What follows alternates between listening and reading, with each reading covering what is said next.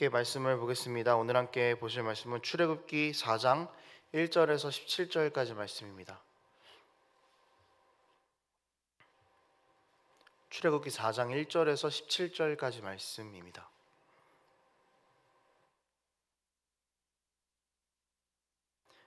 제가 읽겠습니다. 모세가 대답하여 이르되 그러나 그들이 나를 믿지 아니하며 내 말을 듣지 아니하고 이르기를 여호와께서 내게 나타나지 아니하셨다 하리이다. 여호와께서 그에게 이르시되 내 손에 있는 것이 무엇이냐? 그가 이르되 지팡이니이다. 여호와께서 이르시되 그것을 땅에 던지라 하시매 곧 땅에 던지니 그것이 뱀이 된지라. 모세가 뱀 앞에서 피하매 여호와께서 모세에게 이르시되 내 손을 내밀어 그 꼬리를 잡으라. 그가 손을 내밀어 그것을 잡으니 그의 손에서 지팡이가 된지라. 이는 그들에게 그들의 조상의 하나님 곧 아브라함의 하나님 이삭의 하나님 야곱의 하나님 여호와가 내게 나타난 줄을 믿게 하려 함이라 하시고, 여호와께서 또 그에게 이르시되 내 손을 품에 넣으라 하시매 그가 손을 품에 넣었다가 내어보니 그의 손에 나병이 생겨 눈같이 된지라. 이르시되 내 손을 다시 품에 넣으라 하시매 그가 다시 손을 품에 넣었다가 내어보니 그의 손이 본래의 살로 되돌아왔더라. 여호와께서 이르시되 만일 그들이 너를 믿지 아니하며 그 처음 표적의 표징을 받지 아니하여도 나중 표적의 표징은 믿으리라. 그들이 이 두 이적을 믿지 아니하며 내 말을 듣지 아니하거든 너는 나일 강물을 조금 떠다가 땅에 부으라. 내가 떠온 나일 강물이 땅에서 피가 되리라. 모세가 여호와께 아뢰되 오 주여 나는 본래 말을 잘 하지 못하는 자니이다. 주께서 주의 종에게 명령하신 후에도 역시 그러하니 나는 입이 뻣뻣하고 혀가 둔한 자니이다. 여호와께서 그에게 이르시되 누가 사람의 입을 지었느냐? 누가 말 못하는 자나 못 듣는 자나 눈 맑은 자나 맹인이 되게 하였느냐? 나 여호와가 아니냐? 이제 가라. 내가 내 입과 함께 있어서 할 말을 가르치리라. 모세가 이르되 오 주여 보낼 만한 자를 보내소서. 여호와께서 모세를 향하여 노하여 이르시되 레위 사람 내 형 아론이 있지 아니하냐? 그가 말 잘하는 것을 내가 아노라. 그가 너를 만나러 나오나니 그가 너를 볼 때에 그의 마음에 기쁨이 있을 것이라. 너는 그에게 말하고 그의 입에 할 말을 주라. 내가 내 입과 그의 입에 함께 있어서 너희들이 행할 일을 가르치리라.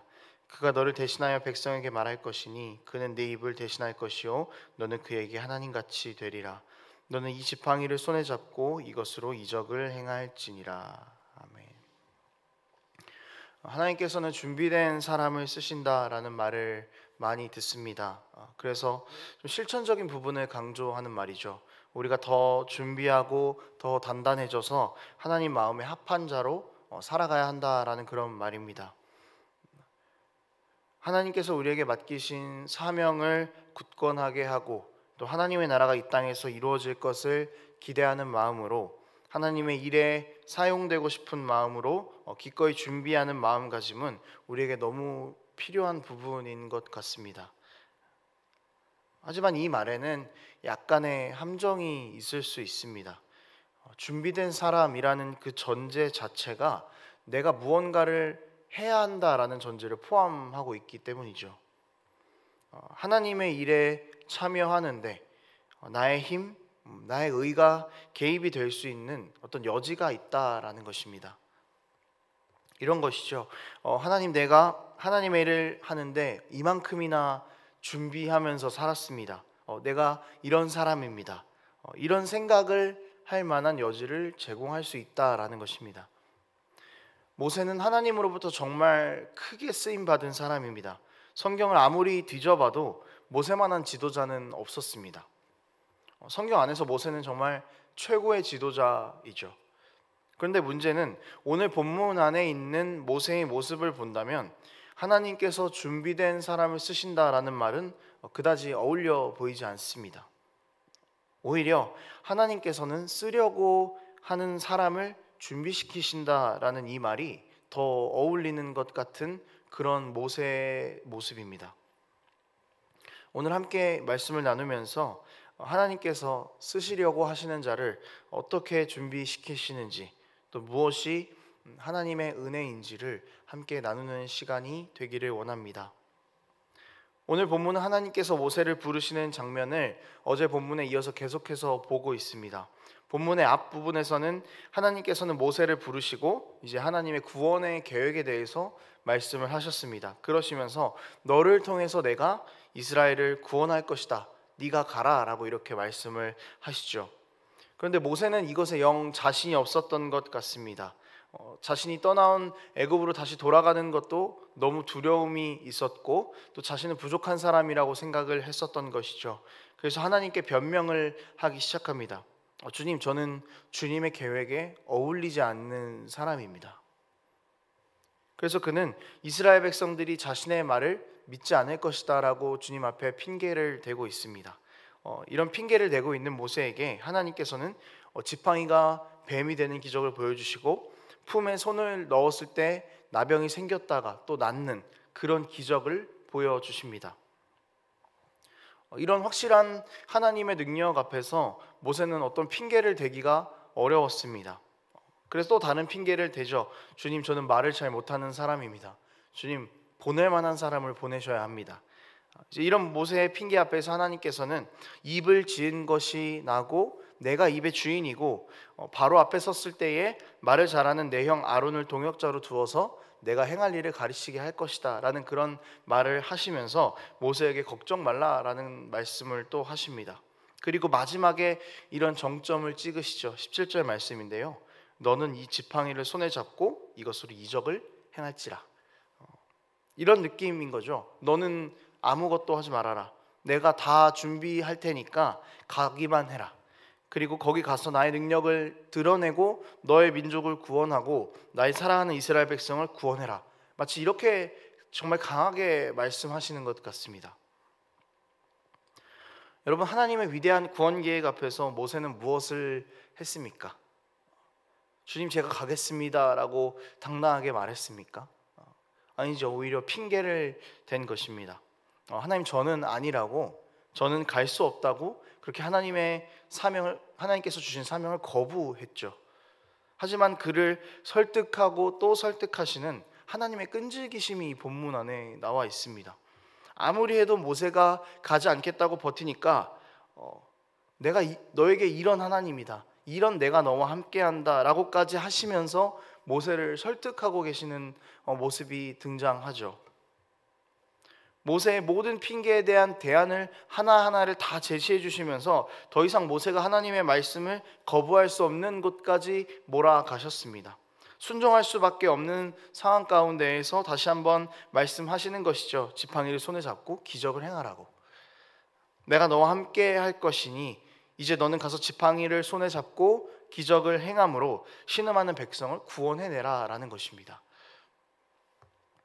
하나님께서 쓰시려고 하는 자를 준비시켜 가시는 그런 과정인 것이죠.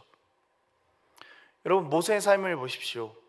얼마나 모세는 불쌍한 사람입니까? 태어나자마자 100일 정도 되었을 때 부모님으로부터 생이별을 했죠. 어찌되었든 애굽의 왕자로 살기는 했지만 사실 그를 바라보는 시선은 그다지 곱지 않았을 것입니다. 또 자신의 민족인 히브리 민족을 괴롭히고 있는 그 애굽 사람을 죽였습니다. 그래서 이 일로 인해서 바로에게 죽게 생기자 그대로 도망을 가서 자신이 가진 모든 것을 다 버리고 가진 것 하나 없이 광야에서 살게 되었습니다. 고아에서 또 애굽의 왕자였다가 살인자로 전락하고 광야를 떠도는 그런 나그네 신세가 되었다라는 것이죠. 이런 상황 가운데에서도 하나님께서 모세를 준비시키신 것이 있습니다. 애굽에서 교육을 받은 모세는 그 당시 전 세계에서 가장 강했던 나라의 그 최고의 교육을 받은 사람이라고 볼 수 있습니다. 리더십과 또 학문적인 지식들 이것들은 이후에 이스라엘을 이끌 지도자로 모세를 계획하셨던 일종의 하나님의 큰 그림이었다라고 볼 수 있는 것이죠. 하지만 이제 이런 대단한 모습들은 오늘 본문의 모세에겐 더 이상 남아있지 않습니다. 그는 늙었고 재산도 없고 그저 양을 치고 살아가는 불쌍한 나그네의 모습입니다. 모세의 자존감은 정말 완전히 무너졌을 것 같아요. 꿈도 무너졌고 그의 삶은 완전히 무너져 있었습니다. 그런데 그 무너진 자리에서, 그 모세는 끝이라고 생각했던 자리에서 하나님께서는 그를 이스라엘 민족의 리더로 세우시겠다라는 사명을 주고 계십니다. 이 모든 것들은 하나님께서 쓰실 자를 준비하시는 그 과정을 보여주고 있는 것이죠. 쓰실 자를 미리 준비하고 계신다라는 이 설명밖에는 할 수 있는 말이 없는 것입니다. 하나님께서는 왜 무너진 자들로 일하실까? 왜 이렇게 연약한 자들을 굳이 하나님께서 세우셔서 빚어 가실까를 생각해 보면 좀 아쉬운 부분이 있는 것 같습니다. 오히려 좀 더 전쟁도 잘할 것 같고 목소리도 크고 더 젊고 그런 리더를 썼다면 오히려 하나님 입장에서는 굉장히 수월하게 갈 수 있는 일인데, 굳이 다 무너져 버린 모세를 통해서 하나님께서 일하시고 계신다? 굉장히 아쉬운 부분이죠. 왜 굳이 못한다고 하는 사람을 쓰실까? 능력이 없는 사람을 쓰실까요? 이건 약한 자를 통해서 강함을 드러내시는 하나님의 은혜를 깊이 새기기 위해서 이렇게 일하시는 것입니다. 나 잘난 사람들, 내가 강한 사람들, 강한 능력을 가진 사람들은 주님 제가 이만큼이나 준비했습니다, 주님 제가 이만큼이나 합니다, 제가 이런 사람입니다라고 말하는 그 사람들, 그 사람들에게는 하나님에 대한 간절함이 필요가 없는 것이죠. 그냥 자기가 하면 되는 거거든요. 하나님께서 아무리 말씀하셔도 하나님께서 주신 은혜보다는 여전히 자신 안에 있는 의가 더 강하기 때문입니다. 그런데 무너져 본 사람들, 다 잃어본 사람들, 아무것도 갖지 않은 사람들에게 하나님의 설득이 어떻게 다가오겠습니까? 처음에는 모세처럼 거부하겠죠. 도망치겠죠. 그러나 점차 하나님께서 하시는 그 끊임없는 설득 앞에서 알게 될 것입니다. 하나님이 나를 얼마나 사랑하시는지, 하나님이 나를 사용하기를 원하시고 나 같은 연약한 자도 하나님께 쓰임 받을 수 있다는 것이 얼마나 큰 은혜인지를 알게 되는 것이죠. 그렇기 때문에 하나님께서는 연약한 자들을 사용하시는 겁니다. 은혜를 아는 자들로 빚어가시면서 그렇게 사용하신다라는 것이죠. 여러분, 하나님께서 모세를 부르신 이 장면에는 구원의 원리가 담겨 있습니다. 연약해도 부족해도 상처받고 쓰러져 있어도 하나님께서 쓰시겠다고 하신 그 사실이 중요한 것입니다. 하나님께서는 모세의 망가진 모습, 모세의 초라한 모습에 집중하고 계시지 않으셨습니다.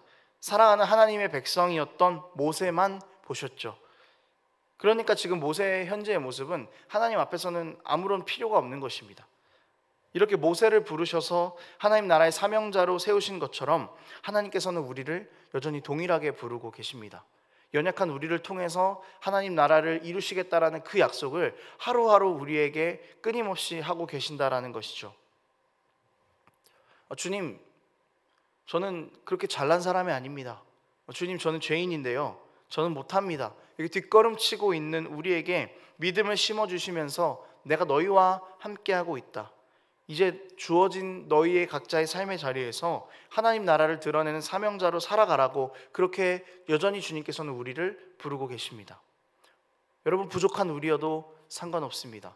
하나님께서 우리를 보고 계시기 때문에, 하나님께서 우리를 하나님 나라의 사명자로 부르셨기 때문에 우리의 연약한 모습 그대로 하나님의 말씀에 순종하면서 나아가는 우리가 될 수 있었으면 좋겠습니다. 연약한 우리를 통하여 일하시는 하나님의 위대하심이 온 세상 가운데 드러날 것입니다. 오히려 연약한 자들로 강한 나라를 만들어 가시는 하나님 나라의 원리가 이 땅 가운데에 깊게 새겨질 것입니다. 그렇게 우리를 하나님 나라를 위해 하루하루 준비시켜 가시고 사용하시려는 감사한 계획을 우리에게 품고 계신다라는 것을 기억하면서 하루하루를 내가 사명자구나, 나는 죄인이고 부족하지만 주님께서 여전히 나를 사랑하시고 여전히 나를 사명자로 부르신다라는구나 하는 사실을 기억하면서 살아가는 우리의 삶이 되기를 원합니다. 말씀을 정리하겠습니다.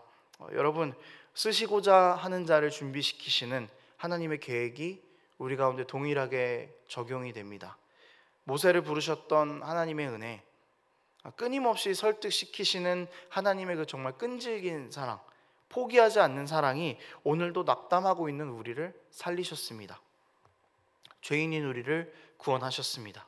그리고 이제 우리를 실패의 자리에서 사명의 자리로 옮겨가십니다. 우리를 사용하시어 하나님 나라를 확장하시겠다 하시는 하나님의 부르심 앞에 순종하는 우리가 되기를 원합니다. 주님, 정말 연약한 나지만 주님께서 나를 사용하신다 하시니 힘을 내서 한 걸음 더 걸어가 보겠습니다. 주님, 부족한 나지만 풍성히 내 삶을 채우신다고 하시니 그 은혜의 풍성함을 가지고 세상 가운데로 나아가서 하나님 은혜의 풍성함을 전하겠습니다. 이렇게 순종하는 은혜가 우리 가운데 있기를 원합니다.